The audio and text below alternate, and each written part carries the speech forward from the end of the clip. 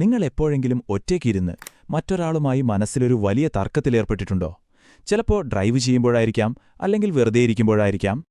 അങ്ങനെ മനസ്സിൽ സംഭാഷണങ്ങൾ നടക്കുമ്പോൾ നമുക്ക് തന്നെ ചിലപ്പോൾ തോന്നാറില്ലേ, എനിക്കെന്താ ഇത്ര ഉത്കണ്ഠ, അല്ലെങ്കിൽ എന്തോ കുഴപ്പമുണ്ടോ എന്നൊക്കെ. പക്ഷേ സത്യം അതല്ല.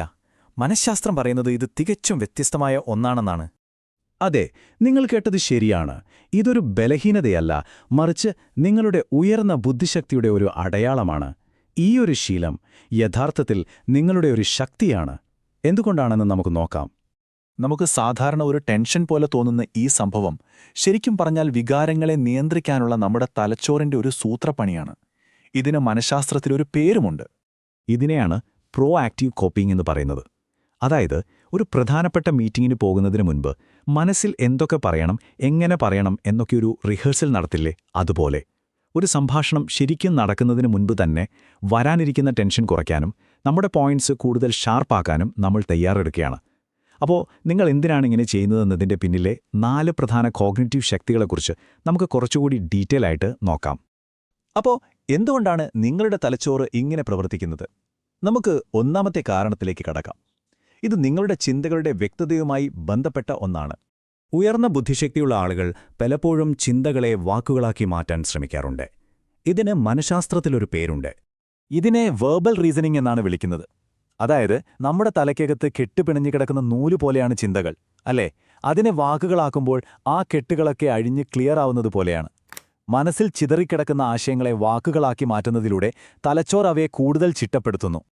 അപ്പോൾ ഇതിന്റെ ഗുണമെന്താണെന്ന് വെച്ചാൽ, നിങ്ങളുടെ ചിന്തകൾക്കൊരു വ്യക്തത വരുന്നു, ആശയങ്ങൾ നല്ല ഓർഡറിലാകുന്നു, പ്രശ്നങ്ങൾക്ക് വേഗത്തിൽ പരിഹാരം കാണാനും സാധിക്കുന്നു. ശരിക്കും പറഞ്ഞാൽ നിങ്ങൾ വെറുതെ മനസ്സിൽ സംസാരിക്കുകയല്ല, മികച്ച തീരുമാനങ്ങൾ എടുക്കാൻ നിങ്ങളുടെ തലച്ചോറിനെ പരിശീലിപ്പിക്കുകയാണ്. ഇനി രണ്ടാമത്തെ ശക്തിയിലേക്ക് പോകാം.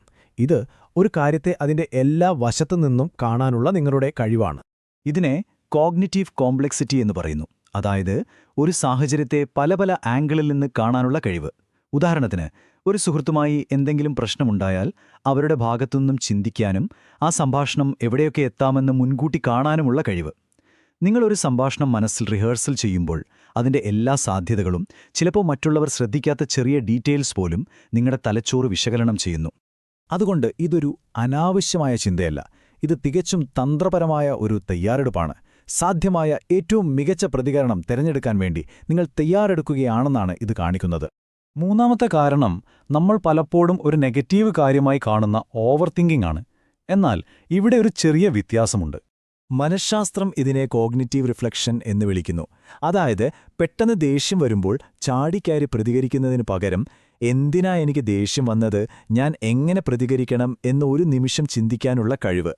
പെട്ടെന്നുള്ള ഒരു തോന്നലിന്റെ പുറത്ത് തീരുമാനമെടുക്കുന്നതിനു പകരം കാര്യങ്ങളെ കൂടുതൽ ആഴത്തിൽ ചിന്തിക്കാനും നിങ്ങളുടെ ആദ്യത്തെ ഇമ്പൾസുകളെ പോലും ചോദ്യം ചെയ്യാനുമുള്ള കഴിവ് നിങ്ങൾക്കുണ്ടെന്നാണിത് കാണിക്കുന്നത്. അപ്പോൾ വ്യത്യാസം ഇതാണ്. നിങ്ങൾ വെറുതെ പ്രതികരിക്കുന്ന ഒരാളിൽ നിന്ന് ആലോചിച്ച് പ്രശ്നപരിഹാരം കാണുന്ന ഒരാളായി മാറുന്നു. എന്നാൽ എല്ലാത്തിനും ഒരു മറുവശമുണ്ടാവുമല്ലോ, അല്ലേ? ഭാവിയിലേക്ക് തയ്യാറെടുക്കുന്നത് ഒരു ശക്തിയാണെങ്കിലും ചിലപ്പോൾ ഈ ചിന്തകൾ നമ്മളെ പിന്നോട്ട് വലിച്ചേക്കാം, പ്രത്യേകിച്ച് കഴിഞ്ഞുപോയ കാര്യങ്ങളെക്കുറിച്ച് വീണ്ടും വീണ്ടും ചിന്തിക്കുമ്പോൾ. ഉൽപ്പാദനക്ഷമമായ റിഹേഴ്സൽ എപ്പോഴും ഭാവിയെ ലക്ഷ്യം വെച്ചുള്ളതാണ്. അത് പ്രശ്നങ്ങൾ പരിഹരിക്കാനും ആത്മവിശ്വാസം കൂട്ടാനും നമ്മളെ സഹായിക്കും. എന്നാൽ ഉത്കണ്ഠ നിറഞ്ഞ ഓർമ്മിക്കൽ, അതായത് റുമിനേഷൻ, എപ്പോഴും കഴിഞ്ഞ കാര്യങ്ങളിലേക്ക് നമ്മളെ തിരികെ കൊണ്ടുപോകും. ഇത് പലപ്പോഴും സ്വയം വിമർശനത്തിലേക്കും കൂടുതൽ ഉത്കണ്ഠയിലേക്കും നയിച്ചേക്കാം. അതുകൊണ്ട് ഇനി അടുത്ത തവണ നിങ്ങളുടെ മനസ്സിൽ ഇങ്ങനെ സംഭാഷണങ്ങൾ വരുമ്പോൾ, അയ്യോ ഞാൻ ഓവർ തിങ്ക് ചെയ്യുവാണല്ലോ എന്ന് പറഞ്ഞ് സ്വയം കുറ്റപ്പെടുത്തരുത്. നിങ്ങൾ ചെയ്യുന്നത് നിങ്ങളുടെ ചിന്തകളെ ക്രമീകരിക്കുകയും മികച്ച ഫലങ്ങൾക്കായി തയ്യാറെടുക്കുകയുമാണ്. ഓർക്കുക, നിങ്ങൾക്ക് വട്ടൊന്നുമില്ല. നിങ്ങൾ കൂടുതൽ ആഴത്തിൽ ചിന്തിക്കാൻ കഴിവുള്ള ഒരു ഡീപ്പർ തിങ്കറാണ്. ഇത് നിങ്ങളുടെ ബലഹീനതയല്ല, മറിച്ച് നിങ്ങളുടെ ഏറ്റവും വലിയ ശക്തികളിലൊന്നാണ്. അപ്പോൾ ഈ ശക്തി ഉപയോഗിച്ച് അടുത്തതായി ഏത് വെല്ലുവിളിയെ നേരിടാനാണ് നിങ്ങൾ മാനസികമായി തയ്യാറെടുക്കുന്നത്? നിങ്ങളുടെ ഈ ചിന്താശേഷിയെ ഏറ്റവും മികച്ച രീതിയിൽ ഉപയോഗിക്കുക.